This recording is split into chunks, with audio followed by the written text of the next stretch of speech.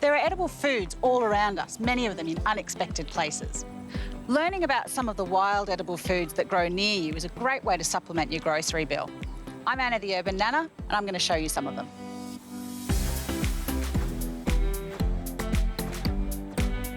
So what we've got here is a beautiful big patch of Oxalis. There's lots of different species of Oxalis. You can even have some of them as indoor plants, but all of the species in this family are edible. It's identified by these 5-petalled little trumpet flowers that kind of gather together in a little bunch at the top of their stems.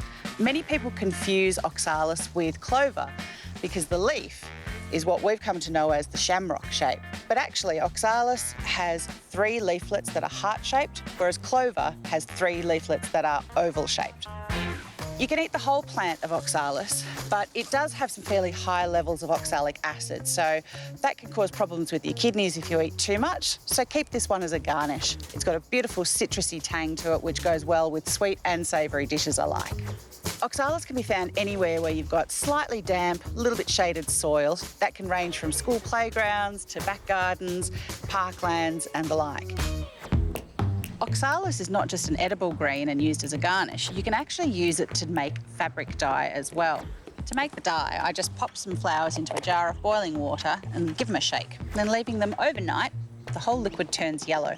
Once I've strained out the flowers, I can add some fabric. Cotton, silk or wool tends to work best, and I'll leave that in the sun for a couple of days.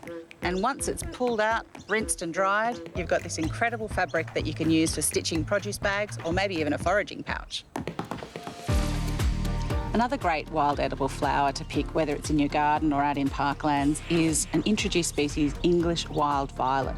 Every part of this plant that's above the ground is edible too. People used to think that because it was heart-shaped, it helped with your heart health. And it probably does, but mostly because it's a good edible green, rather than it's got any special properties. The flowers themselves are a violet-coloured purple, and the phrase shrinking violet comes from the fact that the flowers hide underneath the leaves. It's got 5 petals that are purple and a little keel at the bottom where it holds the nectar. So I've made some wild violet sugar here and used that to flavour and coat these bickies here. Then you've got wild violet syrup, which is an amazing concoction, which when you add soda water and some lemon will turn into a shocking hot pink colour.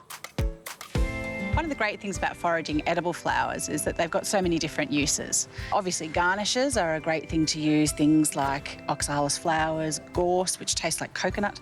Different edible daisies and things look really pretty in, say, a yoghurt or a dessert dish.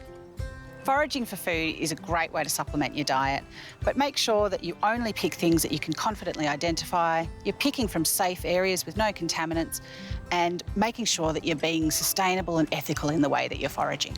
And as the old saying goes, if in doubt, just leave it out.